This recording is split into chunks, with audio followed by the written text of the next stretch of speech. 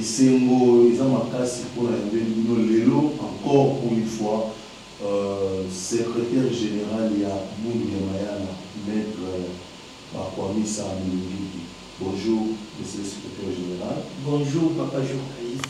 Lelo, tout ça dans l'émission, parce que dans le congrès de Outi, militant est bien que Madame Pénal est dans la fontaine. Mais c'est tout ça dans l'émission dans la langue et biso. Mais comme vous allez moins compliqué, il y a tout ça dans la lingala. D'abord, il santé à partir. Oui, maintenant nous avons question d'ailleurs. D'abord, moi ça quand même bien, je me porte bien et puis parti, surtout qu'après le congrès dans le parti, les moral, les écolos et puis les cas besoin de la décision dans le congrès, donc il connaît le moins dans Zéla. Le moins dans Zéla, mais avant de quoi le congrès, nous posé nos questions. Les lots, Baboun de Congo, ils ont combien? Baboun de Maïs, ils ont combien? Non, mais ils ont simple, Baboun de Congo, ils ont un moko, Baboun de Maïs, ils ont un moko. Donc il n'y a pas deux Bundudia Congo ou deux Bundudia Mayala, ça n'existe pas.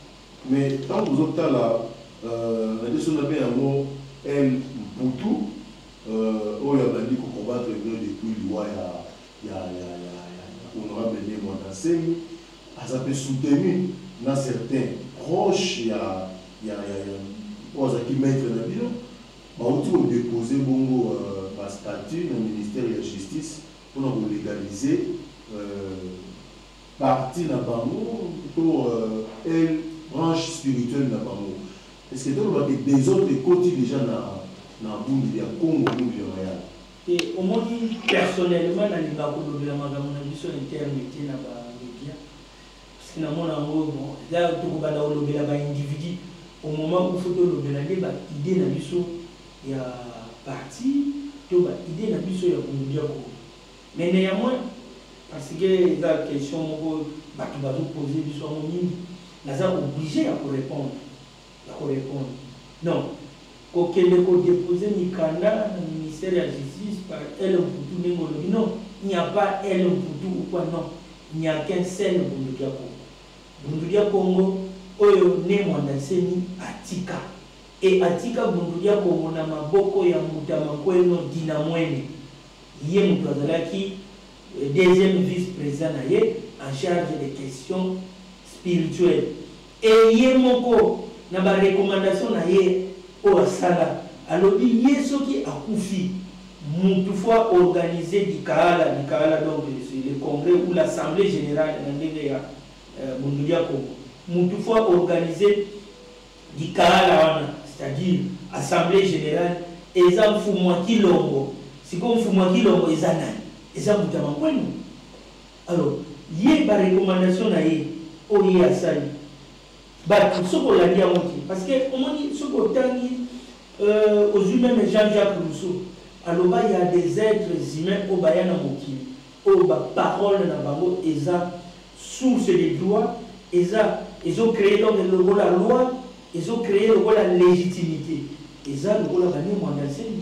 Parce que président, non, on ne parle pas seulement de. Parce que ce que tu as roi Bani. Mais retirer légitimité dans le Nîmes, alors que vous avez une fonction officielle, vous avez incarné, parce que le président de la République a incarné le pays, tout comme le roi.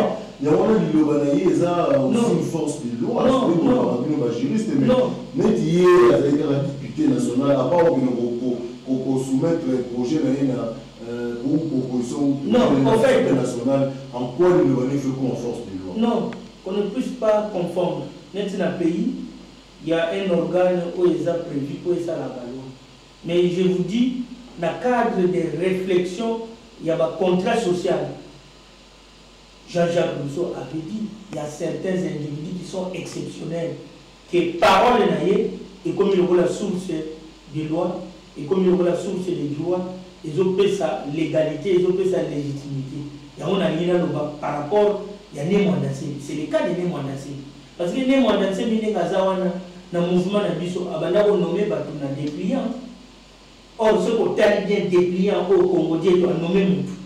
Est-ce que ce qu'on est devant l'État, en principe, il y a un principe administratif, et ils ont des normes pour éviter l'acte de nomination.